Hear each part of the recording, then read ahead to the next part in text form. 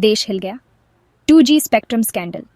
ये एक ऐसा घोटाला था जिसने पूरे देश को झकझोर कर रख दिया। साल था 2008। ये वह समय था जब मोबाइल फोन और टेलीकॉम इंडस्ट्री तेजी से बढ़ रही थी। इंडिया, एक आगे बढ़ता देश, एक ऐसे स्कैंडल से हिल गया जिसने इसके इकोनॉमिक बूम का डार्क अंडरबेली एक्सपोज कर दिया। ये घोटाला देश की प्रगति पर एक काला धब्बा बन गया। 2G spectrum scam. जैसा कि ये जाना गया, इसमें 2G mobile phone spectrum licences का इरेगुलर एलोकेशन शामिल था। यह एलोकेशन पूरी तरह से अनियमित और भ्रष्ट तरीके से किया गया था। ये कीमती रिसोर्स मोबाइल कम्युनिकेशन के लिए जरूरी थ्रो अवे प्राइसेस पर बेचा गया, जिससे नेशनल एक्सचेकर को बहुत बड़ा नुकसान हुआ। इसने देश की अर्थव्यवस्था को गहरा आघात पहुंचाया। इस स्कैम ने देश भर में शॉकवेव्स भेज दी, पब्लिक ट्रस्ट को हिलाकर रख दिया और गवर्नेंस में ट्रांसपेरेंसी और अकाउंटेबिलिटी की जरूरत को हाईलाइट किया। जनता में आक्रोश और अविश्वास की लहर दौड़ गई। यह स्कैंडल तत्कालीन टेलीकॉम मिनिस्टर ए राजा के एक्शंस पर केंद्रित था। राजा के कार्यों ने पूरे देश को हिलाकर रख दिया। राजा, जिन पर गाइडलाइंस मैनिपुलेट करने और कॉर्पोरेशंस के साथ मिली भगत करने का आरोप था, इस बड़े फ्रॉड का चेहरा बन गए। उनके खिलाफ कई गंभीर आरोप लगाए गए। इस स्कैम ने ग्लोबल स्टेज पर इंडिया की इमेज खराब की, पावर के गलियारों में करप्शन के बारे में सीरियस क्वेश्चंस खड़े किए। अंतर्राष्ट्रीय स्तर पर भारत की साख को गहरा धक्का लगा। 2G spectrum scam democratic institutions की वल्नरेबिलिटी और उनकी सुरक्षा के लिए जरूरी कांस्टेंट विजिलेंस की एक कठोर याद दिलाता है। ये घोटाला हमें यह सिखाता है कि लोकतंत्र की रक्षा के लिए सतर्कता और पारदर्शिता कितनी महत्वपूर्ण है। नुकसान का हिसाब, फाइनेंशियल लॉसेस एंड की events. Controller and auditor general या CAG, इंडिया की एपेक्स ऑडिटिंग बॉडी, ने 2G स्पेक्ट्रम स्कैम से होने वाले फाइनेंशियल लॉस को 1.76 लाख करोड़ रुपए बताया। यह रिपोर्ट देश के आर्थिक तंत्र में एक बड़ी खलबली मचाने वाली थी। यह आंकड़ा लाइसेंसेस की कम कीमत के कारण होने वाले पोटेंशियल रेवेन्यू लॉस को दर्शाता है, जिसने देश में शॉकवेव्स भेज दी। लोग इस बात को लेकर हैरान थे कि कैसे इतनी बड़ी रकम का नुकसान हो सकता है। नुकसान का पैमाना अभूतपूर्व था, पिछले फाइनेंशियल स्कैंडल्स को बौना बना दिया। यह स्कैम देश के इतिहास में सबसे बड़े घोटालों में से एक बन गया। इस स्कैम के बीज 2007 में बोए गए थे, जब ए राजा ने टेलीकॉम मिनिस्टर का पदभार संभाला था। उन्होंने अपने कार्यकाल के दौरान कई विवादास्पद निर्णय लिए। उन्होंने कंपेटिटिव बिडिंग की एस्टैब्लिश्ड प्रैक्टिस को छोड़कर first come first served basis पर 2G लाइसेंसेस एलोकेट करने का फैसला किया। इस निर्णय ने कई सवाल खड़े कर दिए। इस मूव ने सिलेक्ट कंपनीज को फायदा पहुंचाते हुए आईब्राउज रेज किए और क्रोनी कैपिटलिज्म के आरोपों को ट्रिगर किया। जनता में गुस्सा और अविश्वास बढ़ने लगा। CAG ने अपनी 2010 की रिपोर्ट में इरेगुलैरिटीज को एक्सपोजे किया, जिससे पब्लिक आउटक्राई हुई और अकाउंटेबिलिटी की मांग उठी। इस रिपोर्ट ने सरकार की क्रेडिबिलिटी पर सवाल खड़े कर दिए।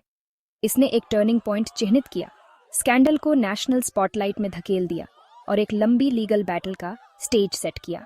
यह मामला कई सालों तक अदालतों में चला और कई बड़े नाम इसमें फंसे। धोखे का पर्दाफाश, allegations of corruption. 2G spectrum scam के केंद्र में आरोपों का एक जाल था, जो एक इंट्रिकेट वेब की तरह था, जिसमें कई लेयर्स और कम्प्लेक्सिटीज थीं, हर एक पिछले से भी ज्यादा ऑडेशियस। यह स्कैम न केवल फाइनेंशियल इरेगुलैरिटीज का मामला था, बल्कि इसमें सिस्टेमिक करप्शन और एथिकल ब्रीचेस भी शामिल थे। CAG रिपोर्ट ने चोजन कंपनीज को फायदा पहुंचाने के लिए गाइडलाइंस की मैनिपुलेशन और प्रोसीजर्स को जानबूझकर बाईपास करने को मेटिकुलसली डॉक्यूमेंट किया। इस रिपोर्ट ने कई शॉकिंग डिटेल्स को उजागर किया। संदिग्ध परिस्थितियों में लागू की गई first come first served policy cronyism का एक टूल बन गई, जिससे ट्रांसपेरेंसी और फेयरनेस की धज्जियां उड़ गईं, जिससे इनएलिजिबल कंपनीज को लाइसेंसेस हासिल करने की अनुमति मिली। यह एक क्लियर इंडिकेशन था कि किस तरह से रूल्स को बेंड किया गया। मार्केट वैल्यू से काफी कम कीमतों पर स्पेक्ट्रम का एलोकेशन ने और सस्पिशन पैदा किया। यह एक ऐसा कदम था जिसने पब्लिक ट्रस्ट को सीवियरली अंडरमाइन किया। फेयर मार्केट प्रैक्टिसेस की इस ब्लेटेंट डिसरिगार्ड ने किकबैक्स और पॉलिटिकल पैट्रनेज के आरोपों को हवा दी। यह एक स्टार्क रिमाइंडर था कि कैसे पावर और मनी का मिसयूज हो सकता है।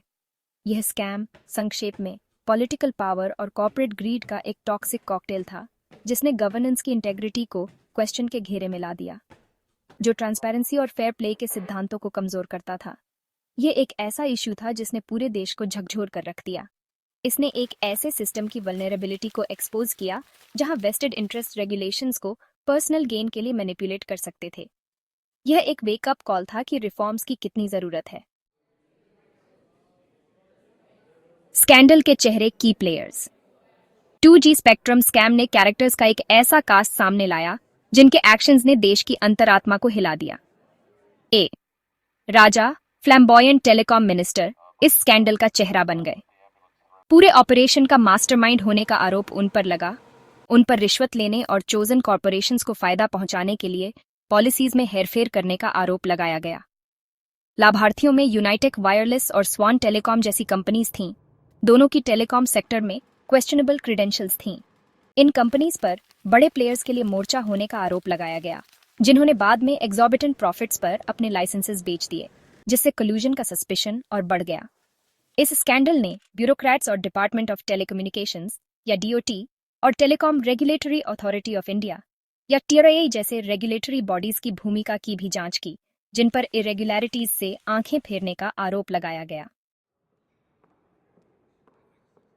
2G स्पेक्ट्रम स्कैम ने भारत के मानस पर एक गहरा घाव छोड़ा।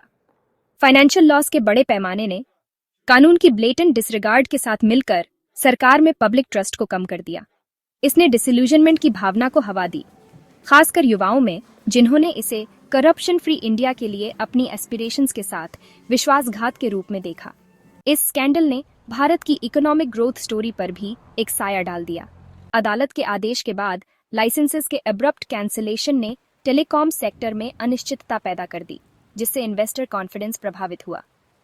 यह एपिसोड इकोनॉमी पर करप्शन के कोरोसिव इफेक्ट्स और इंस्टीट्यूशंस को मजबूत करने और अकाउंटेबिलिटी सुनिश्चित करने के लिए सिस्टेमिक रिफॉर्म्स की तत्काल आवश्यकता का एक कठोर रिमाइंडर के रूप में काम किया। सीएजी के अनुमानित 1.76 लाख करोड़ रुपए के नुकसान पर इंटेंस डिबेट हुई। आलोचकों ने तर्क दिया कि यह आंकड़ा बढ़ा चढ़ाकर बताया गया था, जो अनरियलिस्टिक असम्पशंस और एक फ्लॉड मेथोडोलॉजी पर आधारित था। उन्होंने तर्क किया कि बाद में ऑक्शन किए गए 3G स्पेक्ट्रम प्राइसेस के साथ सीएजी की तुलना मिसलीडिंग थी, क्योंकि मार्केट डायनामिक्स बदल गई थी। हालांकि एक ट्रांसपेरेंट और कंपेटिटिव बिडिंग प्रोसेस की अनुपस्थिति ने एक्चुअल लॉस का पता लगाना असंभव बना दिया। बिना उचित जस्टिफिकेशन के थ्रोवे प्राइसेस पर स्पेक्ट्रम एलोकेट करने के सरकार के फैसले ने उसके इरादे पर सीरियस क्वेश्चंस खड़े किए। 2G स्पेक्ट्रम स्कैम ने नेचुरल रिसोर्सेज की वैल्यूइंग और एलोकेटिंग के लिए एक रोबस्ट और ट्रांसपेरेंट मैकेनिज्म की आवश्यकता पर प्रकाश डाला। 2G स्पेक्ट्रम स्कैम ने अपने सभी विनाशकारी परिणामों के बावजूद भारत के लिए वैल्यूएबल लेसन्स दिए।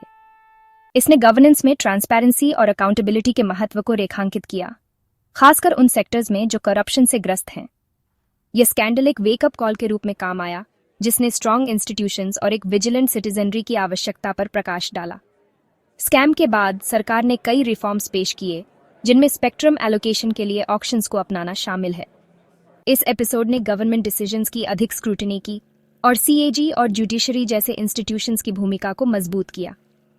2G स्पेक्ट्रम स्कैम, हालांकि भारत के इतिहास का एक डार्क चैप्टर है, गवर्नेंस में ग्रेटर ट्रांसपेरेंसी और अकाउंटेबिलिटी का मार्ग प्रशस्त किया।